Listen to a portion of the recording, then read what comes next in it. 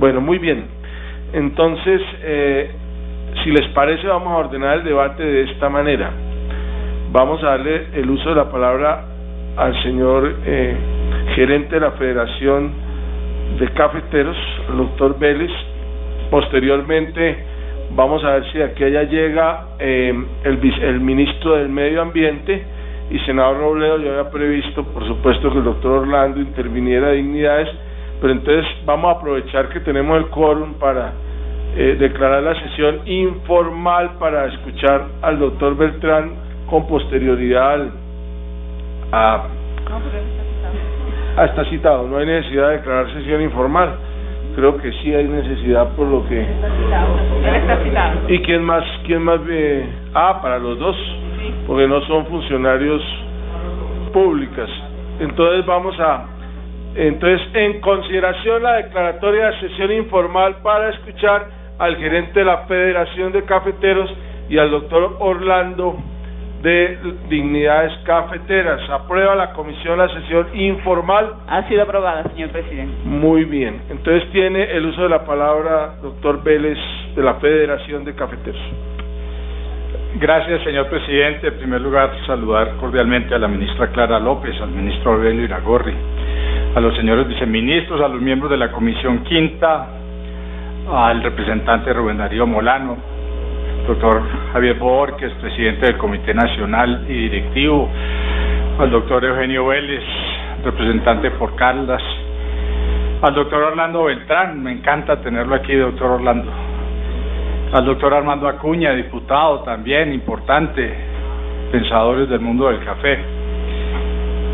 Primero que todo, agradecerle al senador Mejía la citación y decirle que efectivamente no veo este debate como un debate de control, sino un debate más como de aprendizaje e instrucción. Por parte mía, en primer lugar, y me gustaría que en este debate yo le pudiera dar el conocimiento a esta comisión de qué hemos estado haciendo y cómo vemos la caficultura hacia adelante. Para arrancar, déjeme decirle que la palabra rentabilidad fue la primera que usé cuando me llamaron a decir cuál es la propuesta suya, cuál sería una posible propuesta suya para una eventual gerencia de la federación. Y créame que no hay que ser muy sabio, ni hay que ser una persona muy avesada, ni un economista muy amplio para usted decir, el tema de la caficultura es un tema claro, es un tema de rentabilidad. Que los cafeteros se quedaron sin rentabilidad. Y se quedaron sin rentabilidad por muchas cosas. Aquí todavía no nos hemos dicho la verdad. Esta fue una economía que sufrió la enfermedad holandesa y nos fuimos para un esquema de revaluación gigantesco. Nos fuimos para $1 de 1.800 pesos y con eso no solamente la caficultura. Buena parte del resto de los sectores económicos orientados a la exportación se estaba marchitando. Esa parte todavía no nos la hemos dicho. Y eso fue lo que efectivamente metió a la caficultura en una espiral de pérdidas que hoy los productores todavía lamentan. Entonces, cuando llegamos a la federación, la primera pregunta es, bueno, ¿cómo retomamos la rentabilidad? Tengo que decir que hemos tenido la ventaja de que hemos tenido una tasa de cambio muchísimo más favorable. Pero no podemos depender de la tasa de cambio solamente. Cualquier ecuación, una ecuación sencilla de rentabilidad incluye los dos lados, los ingresos y los costos. Para usted mejorar la rentabilidad de cualquier negocio tiene que ver o cómo mejora sus ingresos o cómo baja los costos o ambos. Y en eso nos empeñamos en trabajar. Por el lado del ingreso, ¿qué hemos hecho? ¿Qué estamos haciendo y cómo lo vemos hacia adelante? Senador Robledo, usted dice los cafés especiales no son una solución. Y el ingreso está dado por el precio al que usted va a vender su producto y la cantidad de producto que usted produce. Precio por cantidades. Entonces uno tiene que mejorar las dos. Por el lado de los precios, los cafés especiales son una buena alternativa. Yo no digo que son la panacea, pero son una buena alternativa. Le cuento, senador Robledo, que cuando yo llegué de gerente comercial a la federación, la institución hacía 120.000 sacos de cafés especiales. Y cuando me fui de gerente comercial en el año 2008, la federación exportaba ya más de 1 millón de sacos de cafés especiales. A mí todo el mundo me dice, ¿y qué es un café especial para usted? Y usted pregunta en el mercado internacional qué es un café especial y nadie le da una definición. Yo le tengo una muy fácil y es la que siempre hemos usado en la federación, la que me permita darle por lo menos un centavo más al productor de lo que se ganaría con un café común y corriente. Eso para mí ya es café especial. Traerle más ingresos al productor ya es montar un trabajo de cafés especiales. Pero efectivamente hoy el país hace casi 4 millones de sacos de cafés especiales. Y ese ya es un número grande. Dependerá de cómo se desarrolle el mercado internacional y cómo siga creciendo que es el nicho más dinámico del mercado de café, de cómo van absorbiendo las mayores cantidades de cafés especiales en el mercado. Pero nosotros sí nos tenemos que seguir preparando porque nos tenemos que convertir en el país líder de cafés especiales para ese mercado. Entonces, por el lado del ingreso, pues está en la parte de cafés especiales. Lo otro es cómo estabilizar ese ingreso. Y estamos de acuerdo que, si usted lee la misión cafetera, allí dice que no se puede construir un fondo de sustentación y de estabilización, y que los fondos de estabilización han fracasado en el mundo entero. El fondo de sustentación por excelencia fue el Fondo Nacional del Café. Por eso se equivocan quienes dicen que es que la federación votó la plata del Fondo Nacional del Café. La plata del Fondo Nacional del Café se gastó haciendo lo que debería haber hecho, que era sustentar el precio del café, porque a nosotros se nos olvida que el precio internacional llegó a 40 centavos y aquí a ningún cafetero le pagaron 40 centavos. Ahí en esa diferencia se acabó el Fondo Nacional del Café.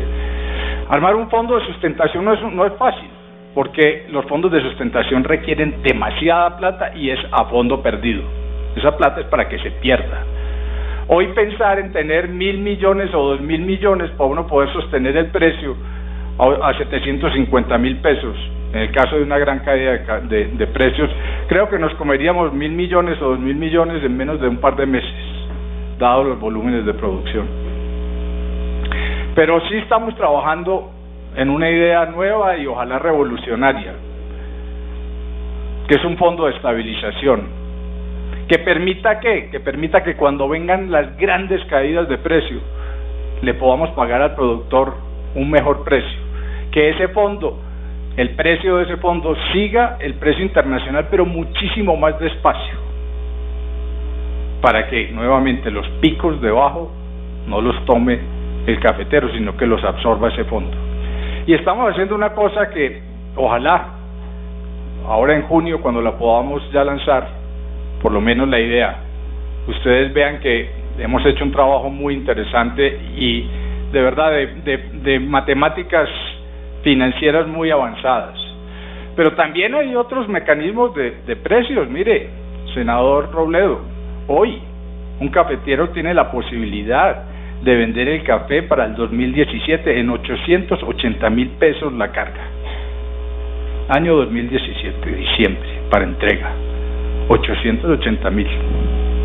Doctor Orlando, si uno no es capaz de producir café a 880.000 pesos, tiene que empezar a ver dónde está la salida, porque ese sí es un precio que le puede dar a uno capacidad de compra.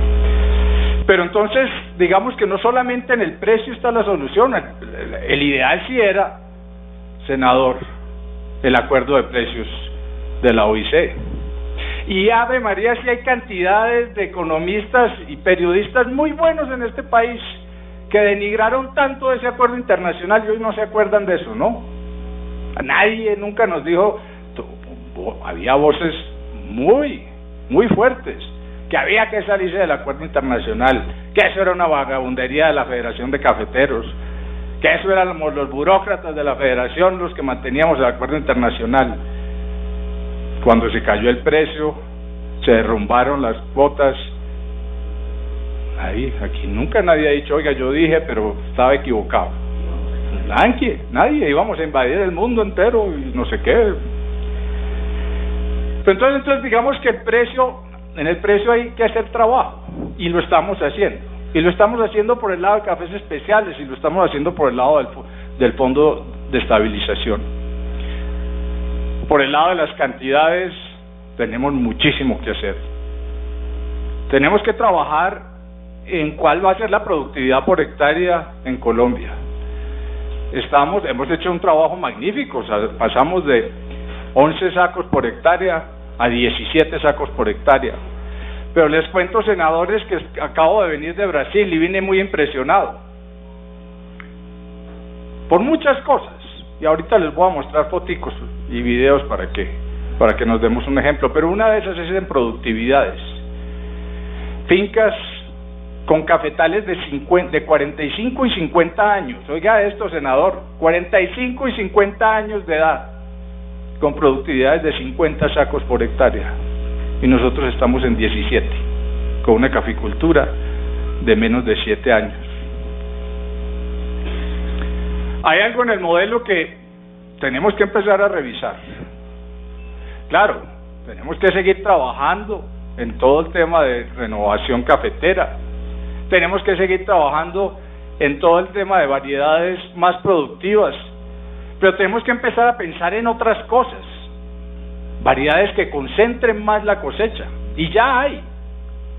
Ya Senicafé está empezando a producir las primeras progenes de eso.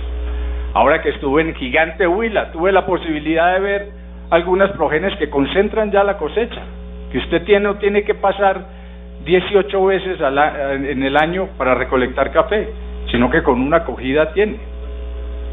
Entonces, en ese tema tenemos que trabajar, porque ese tema tiene incidencia en dos partes. Uno, en el tema de productividad, lógicamente, pero dos, en el tema de competitividad, toda vez que nos permite ser mucho más eficientes en la utilización de la mano de obra. Y ya me voy a referir al tema de mano de obra. Entonces, allí tenemos de verdad un reto importante. Tenemos que aumentar la productividad de los cafetales, tenemos que trabajar sobre el tema de precios. La otra parte de trabajar con el tema de precios es, tocar las puertas de la colaboración internacional entre los países productores, como lo decía el senador Robledo.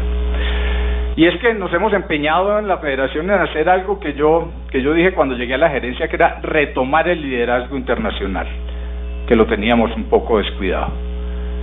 Y me fui y me reuní con los productores centroamericanos en noviembre, y aproveché la reunión de Addis Abeba en Etiopía, la conferencia mundial, para reunirme con los países africanos y empezar a discutir temas que no son comunes, que le son comunes a toda la caficultura. Es impresionante cuando uno se sienta con los otros países productores, cómo encuentra de paridad en los problemas que nos toca enfrentar el día a día. Y ahora me invitaron los brasileros, ahora que estuve, ya la institucionalidad brasilera, lo que pasa es que allá no hay una sola institucionalidad, pero me reuní con varios de los gremios que agrupan a los caficultores, y me dijeron, nos gusta la idea, sentémonos juntos, hablar temas de qué. Mire, es que el tema de cambio climático es un tema que es común para todos. Resulta que aquí se viene un fenómeno del Niño. Los cafeteros de Colombia dejan de producir 1 millón de sacos que valen $200 millones, y todo el mundo tan tranquilo. La comunidad internacional le parece que eso es normal, como si fuéramos nosotros los que ocasionamos todo el problema del cambio climático. Pero ese mismo problema lo tienen en Centroamérica, y el mismo problema lo tienen en Vietnam, y lo sufrieron las regiones productoras de robusta de Brasil, de conilones. Entonces ese es un tema transversal a todos. Tema de generación de relevo. Nosotros nos quejamos que es que nos estamos quedando sin gente para trabajar en café.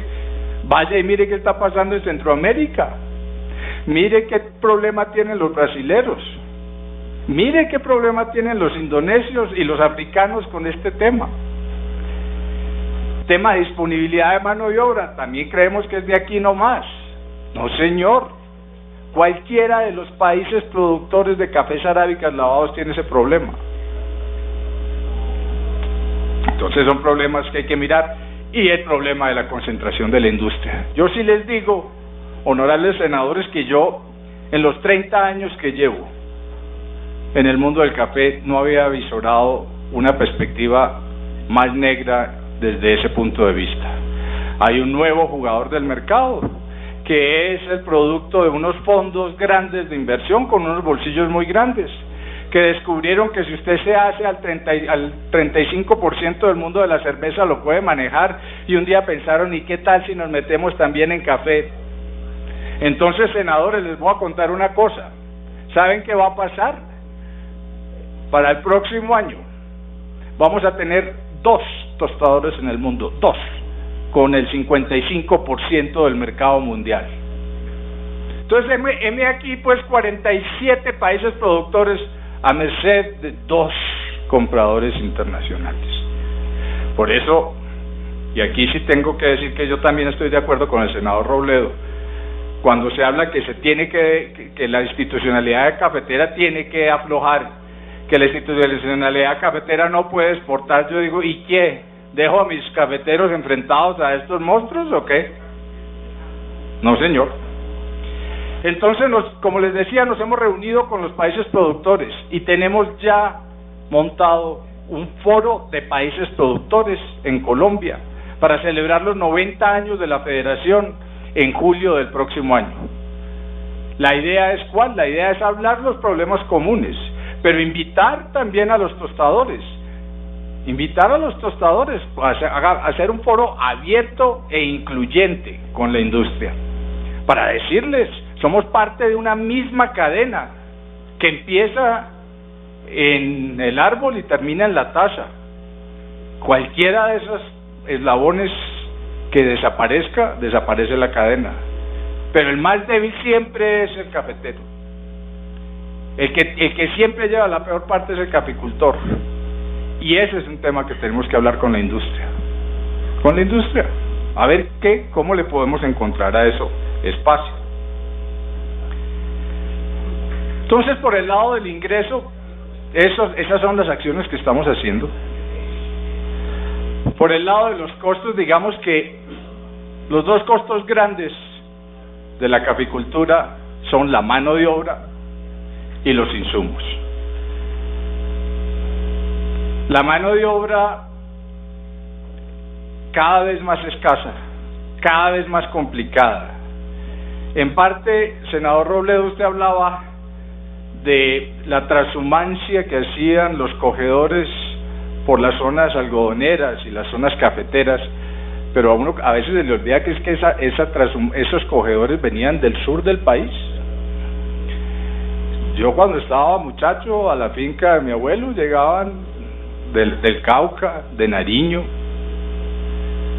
pero ellos son hoy propietarios y caficultores. Mire, le cuento una cosa, senador Mejía, qué curioso. Hace 3 semanas me contaron que había 2 buses del Cauca recogiendo recolectores del Quindío para llevar para el sur del país.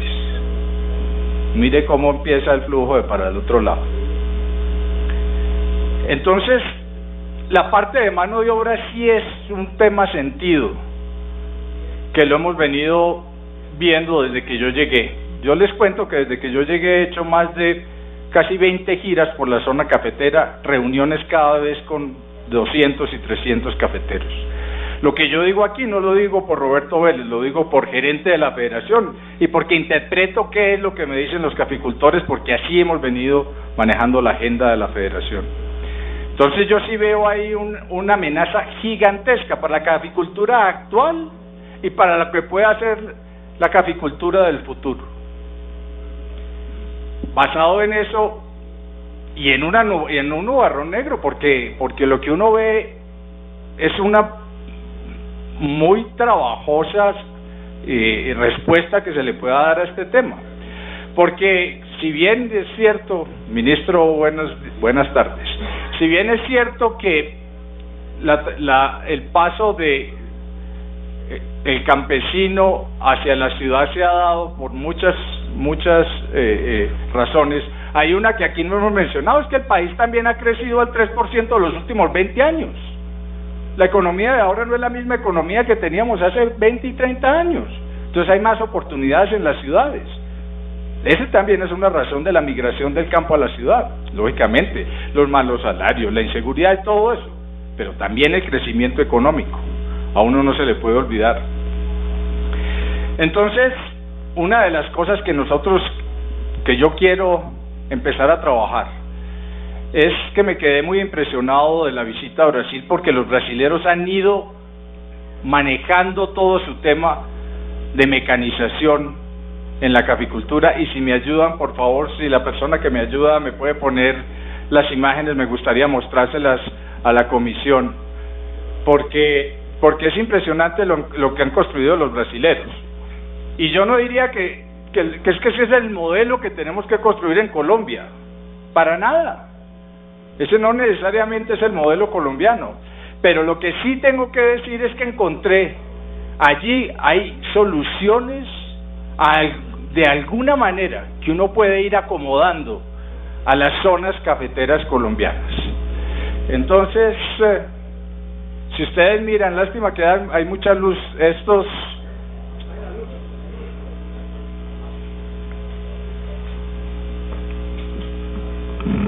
son pivotes cafeteros. Esto es más de la zona de los cafés robustas. Para decirle algo, y vuelvo y le repito los números para que los tengamos en la cabeza. 1 hectárea de café en Colombia, en promedio, está en 17 sacos. Estos amigos producen en estos pivotes de café 100 sacos por hectárea. Nosotros 17. 100 sacos por hectárea. Sigamos, por favor. Mire cómo están sembrando hoy, senadores. Siembran con GPS. ¿Para qué? Para que los surcos queden totalmente perfectos, para que el señor que maneja el tractor no se desvíe ni un segundo, para que después, a la hora de recolectar, la recolección sea perfecta. Sigamos.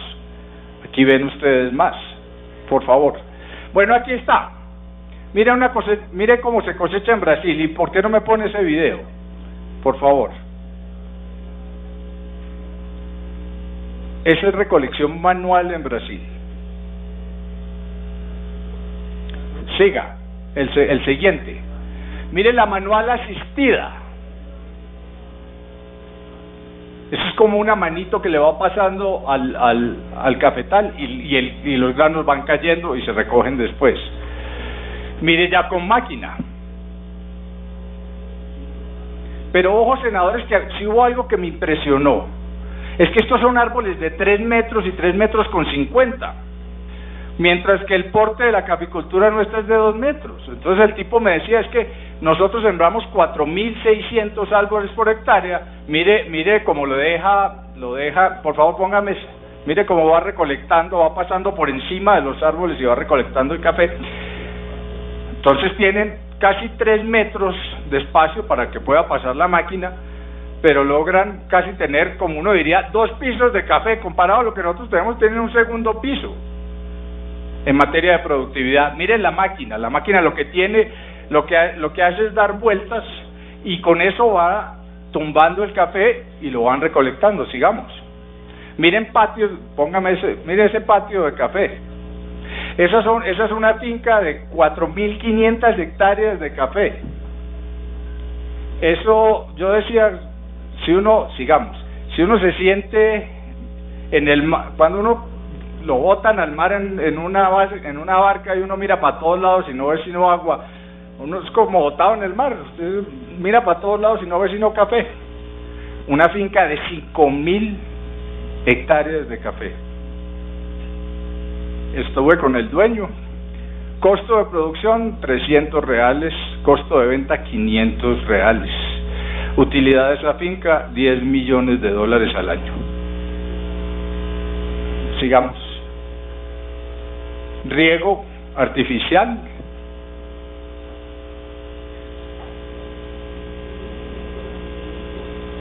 Pero lo que más vi ahora fue el riego por goteo.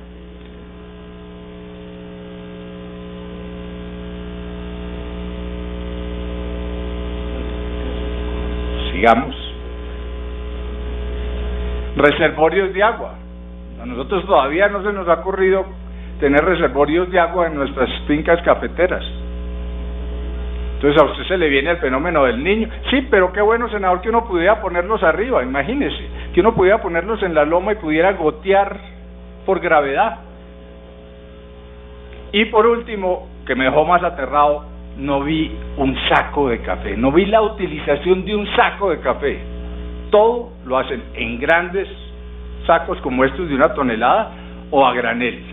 Y resulta que nosotros, el productor tiene que echar el café en un saco. Ojo, que no tenemos mano de obra. Entonces el productor tiene que echar el café en un saco, que lleva a la cooperativa para que alguien lo vacee y lo tenga ahí y lo eche en otro saco para llevarlo al Macafé para que lo vacee, lo trillen y lo vuelvan a llenar en otro saco para que alguien más lo cargue. Mire la cantidad de manos que se necesitan y que estamos utilizando. Muchas gracias.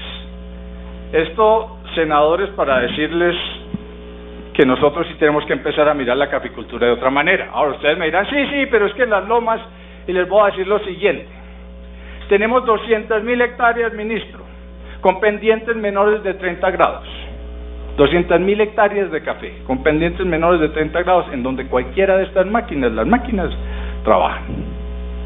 Entonces nosotros sí tenemos que empezar a mirar la caficultura de una manera distinta. Nosotros no nos puede pasar, no nos podemos quedar haciendo lo mismo. Y no nos podemos quedar haciendo lo mismo porque tenemos que darle rentabilidad a la caficultura. Este va a ser un trabajo muy profundo en que ya estamos comprometidos. Ya Cenicafé, como les decía, tiene las progenes que concentran más, y sobre eso no podemos parar porque ese es el gran cortapisas de la caficultura. ¿Esto va asociado con qué? También con asociaciones de productores para los pequeños, porque está bien, esto está bien para la caficultura mediana y grande, pero ¿y los pequeños?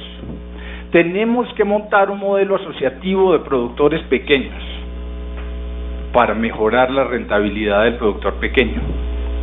Esto tiene que ir junto con ¿qué? Tiene que ir junto con modelos también que ya hay, afortunadamente, de beneficio común. Los beneficiarios comunes tienen muchísimas ventajas. Nosotros en Colombia tuvimos el modelo un cafetero, un beneficiadero. Yo soy de la teoría y en la federación ya la tenemos claro que ese modelo se agotó. Tenemos que empezar a mudarnos a un modelo con beneficiarios comunes. ¿Por qué? Porque para que el productor pueda ser simplemente un productor de café, el beneficio de café ya es un tema que involucra industrialización. Ya hay que pensar como un industrial, ya hay que tener ese feeling de cómo hacerlo de manera correcta. Este país no sabe cuánto le cuesta el hecho del café mal beneficiado. Todo el café colombiano es excelente, pero muy buena parte lo dañamos en el beneficio.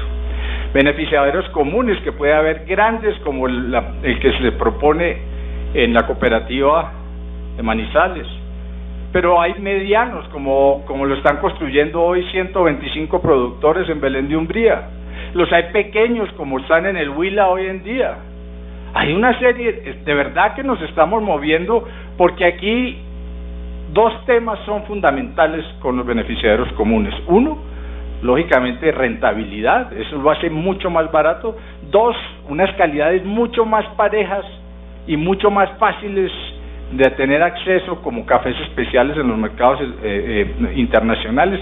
Y tres, nuevamente saludando al ministro de Medio Ambiente, todo el trabajo medioambiental es mucho más fácil de hacerlo si tenemos grandes factorías beneficiando y cogemos los lixiviados o lo que sobra de ahí y le damos el tratamiento correcto. Entonces hacia allá nos tenemos que mover.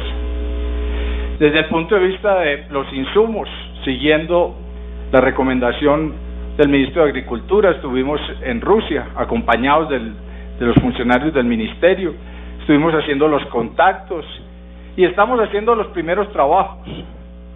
Tengo que decir que la primera experiencia, las primeras cotizaciones no dan un margen que uno diga vale la pena meternos, pero no hemos parado ahí.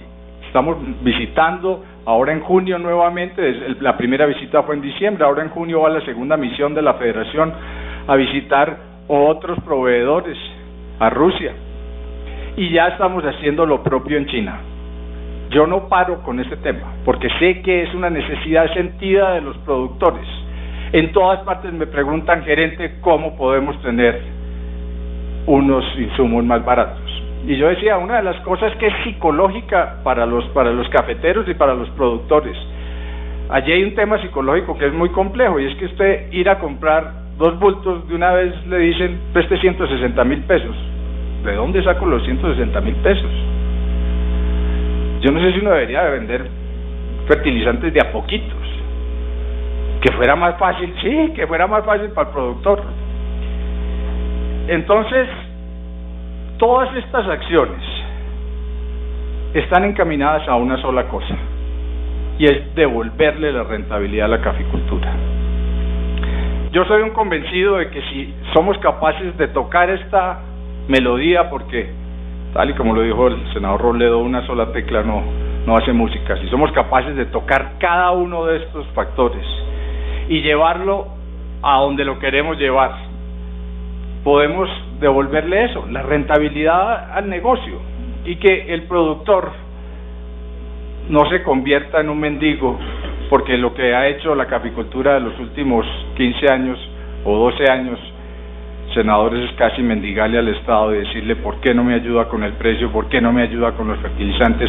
Yo sí abogo por la autonomía cafetera, porque tener un sector que sea autónomo desde el punto de vista de sus ingresos, de tener un cafetero que al final de año le quede algo distinto de deudas en su bolsillo, a eso es lo que le tenemos que apuntar. Yo no tomo más tiempo, señor presidente, muchísimas gracias. Bueno, muchísimas gracias al doctor Vélez por su muy importante e ilustrativa exposición. A los amables televidentes que nos siguen a esta hora, nos encontramos en la Comisión Quinta Constitucional del Senado, en un debate sobre el tema de la caficultura en Colombia.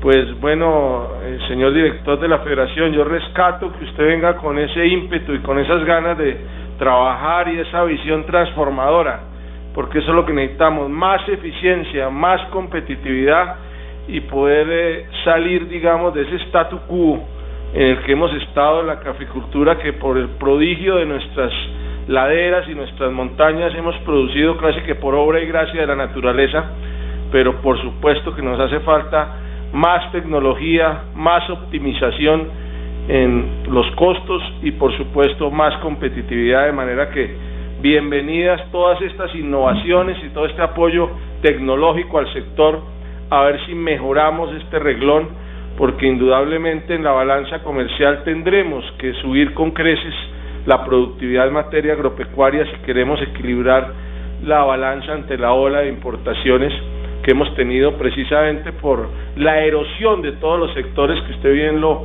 manifestaba cuando existió el boom del sector mineroenergético, que generó precisamente toda esa reevaluación que acabó con buena parte no solo de del sector agropecuario, sino de la industria, de la pequeña y mediana industria nacional. Bienvenido, señor ministro de Ambiente, muchísimas gracias por atender el llamado. Él se encontraba en el Tribunal Contencioso Administrativo de Cundinamarca atendiendo una citación. Allí estaban todas las autoridades que tienen que ver con el río Bogotá, la CAR, la Alcaldía de Bogotá, la Gobernación de Cundinamarca, los municipios de las cuencas alta, media y baja del río, y todos los responsables de un tema que aquí también lo hemos venido debatiendo en varias oportunidades, porque es un tema cardinal para el país, como es la descontaminación del río Bogotá, que hoy es un mandato judicial. De manera que le vamos a dar el uso de la palabra al señor ministro del Medio Ambiente para que remate posteriormente el doctor Orlando, a quien le ofrecimos la palabra y ni más faltaba, vamos a honrar ese compromiso, y posteriormente los senadores citantes harán el cierre respectivo del debate.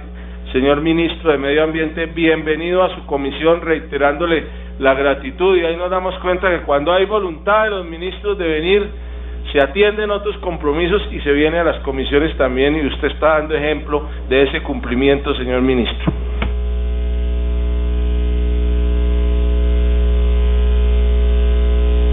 Sonido para el señor ministro del Medio Ambiente. Muchas gracias, señor presidente, y un saludo a los honorables senadores, al señor presidente de la Federación de Cafeteros y a los colegas, ministra y ministro. Sí, estábamos precisamente en una audiencia obligatoria en cumplimiento de la sentencia judicial del Consejo de Estado para recuperación del río Bogotá, y más adelante, señor presidente, vamos a traer aquí el proyecto de ley del río Bogotá a su consideración por mandato judicial.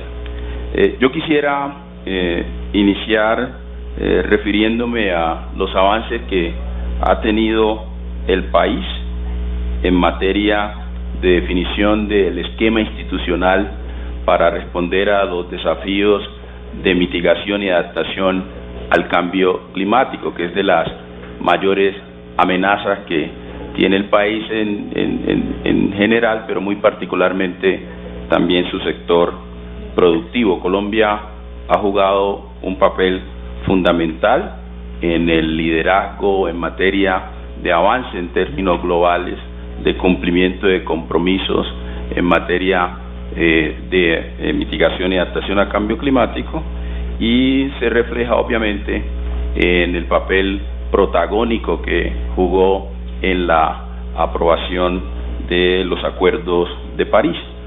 Y en ese sentido, el compromiso que tiene el país es un compromiso internacional, es de reducir las emisiones de gases de efecto invernadero en un 20% al año 2030.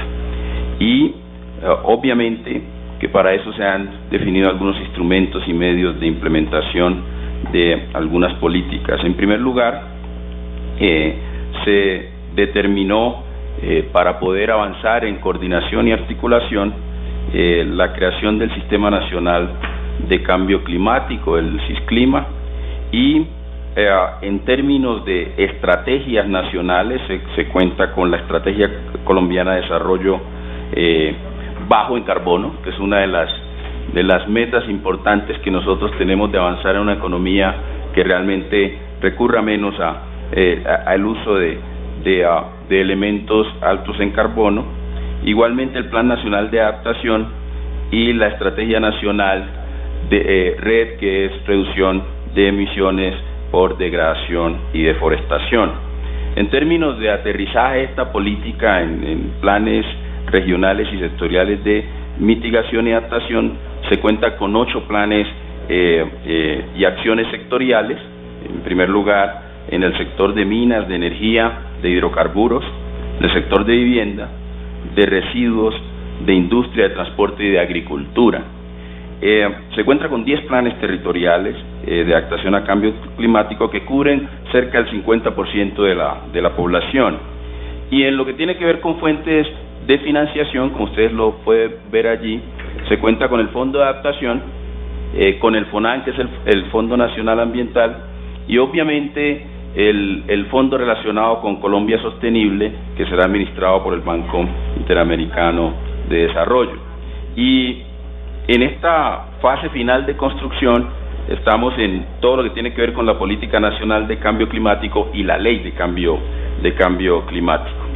En cuanto al Sistema Nacional de Cambio Climático, contamos con la Comisión Intersectorial de Cambio Climático, que es una instancia de muy alto nivel y que es coordinada por el Departamento Nacional de Planeación y por el Ministerio de Ambiente y Desarrollo Sostenible.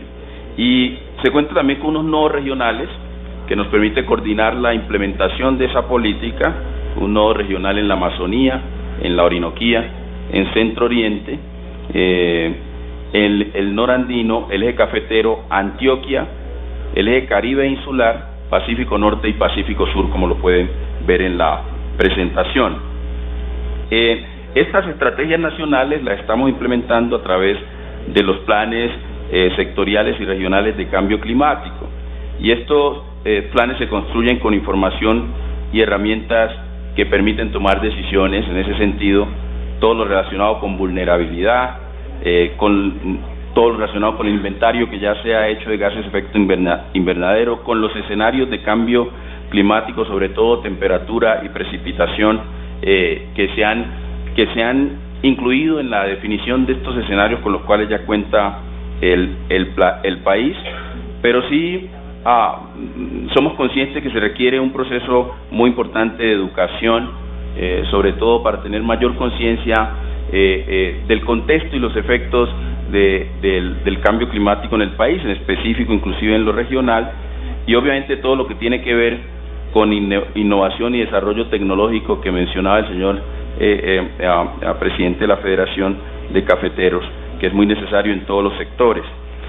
Igualmente, en términos de esta estrategia, se ha tenido en cuenta tener en el país una visión y en cada sector de cómo podemos implementar mecanismos para poder tener una economía baja en carbono, y esos instrumentos incorporarlos, articularlos, alinearlos a los instrumentos de planeación que ya tenemos hoy, sobre todo de planeación y ordenamiento del territorio, planes de desarrollo, los PONCAS, los planes de ordenamiento territorial, y es como esa nueva variable se puede incorporar allí. En cuanto a los escenarios de cambio climático que quisiera que revisáramos, estos escenarios indican que todo el país en su conjunto va a estar afectado por el cambio climático, aumentos esperados de temperatura, asimismo comportamiento en las precipitaciones, y tenemos que tomar medidas para hacer frente a estos fenómenos extremos. En el caso del Quindío, por ejemplo, a finales de siglo se va a tener aumento de temperatura que en promedio llega a los 2.3 grados centígrados, y eso tiene unas implicaciones enormes porque es un aumento sustancial sobre el valor actual. Y igualmente se ha calculado que se van a tener elevaciones de precipitación que llegan al 24%, lo cual implica obviamente que se aumentan los escenarios de riesgos en lo que tiene que ver con cultivos, el tema de plagas, de enfermedades, y a eso tenemos obviamente que responder. Además, en estos escenarios de cambio climático, sobre todo en el sector agropecuario, se tienen también unos reportes agrológicos. En esos reportes agroclimáticos se están produciendo por el IDAN y el CIAT, y son muy importantes como instrumentos obviamente para los agricultores y para el sector. En lo que tiene que ver con ya las circunstancias especiales que contamos en el país, creemos que hay una alta responsabilidad histórica en poder disminuir la deforestación que se presenta en el país. Colombia contribuye con el 0,46% de las emisiones globales, lo cual no significaría mucho, pero sí los impactos que tenemos de cambio climático son enormes y sustanciales, y de ahí que se requiere tomar medidas muy particulares, y esto puesto también en el contexto del posconflicto, porque obviamente entrando en preparación del posconflicto tendríamos que revisar cuáles son las regiones más vulnerables a efecto a los retos de cambio climático y los efectos que tiene sobre el país. Y en ese sentido, yo quisiera, por favor, la siguiente. En ese sentido, yo quisiera resaltar que por mandato del Plan Nacional de Desarrollo, en su artículo 170, y con base en la contribución nacional que tenemos nosotros de gas de efecto invernadero, se tienen unos planes de acción sectorial para la mitigación, y agricultura obviamente es uno de los sectores que cuenta con ese plan de mitigación, e igualmente se tienen algunas iniciativas importantes en lo que tiene que ver con el sector cafetero, y ahí hemos venido trabajando con la Federación de Cafeteros y con CENICAFET en el NAMA para el sector cafetero, que es el NAMA Café, y ahí hay unas acciones de mitigación que nosotros consideramos que son nacionalmente aceptadas, y que con el apoyo de recursos internacionales del sector privado lo vamos a replicar en diferentes territorios. Y de allí que el compromiso del sector ambiental es acompañar al sector agropecuario y sobre todo el sector cafetero, porque el 23% de las emisiones de gases de efecto invernadero corresponden al sector agropecuario. Es el sector que inclusive llama la atención, que es el sector que más aporta a las emisiones de gases de efecto invernadero, de allí que nosotros le damos una alta prioridad a este sector. Y en ese sentido, obviamente, nosotros hemos avanzado en un proceso de implementación de esa estrategia de adaptación a cambio climático, y se tienen unos proyectos muy específicos de inversión. Además de ese plan sectorial, se están implementando planes de adaptación a cambio climático en la región cafetera muy específicos. Ya se tiene listo desde el 2014 el plan de adaptación a cambio climático en Risaralda, ya se tiene en formulación el plan de adaptación al cambio climático en Quindío, y estamos en la búsqueda de recursos para poder formular el plan departamental para el departamento de Caldas. Yo quisiera, señor presidente, con esta información, reafirmarle que una de las 5 áreas estratégicas que tenemos nosotros en el sector ambiente y desarrollo sostenible tiene que ver con los esfuerzos de adaptación a cambio climático y medidas de mitigación. Por un lado, las sectoriales, y por otro lado, aterrizar eso a las regiones, a los departamentos y a los municipios. Muchas gracias. A usted, señor ministro del Ambiente, un saludo muy especial y por su participación.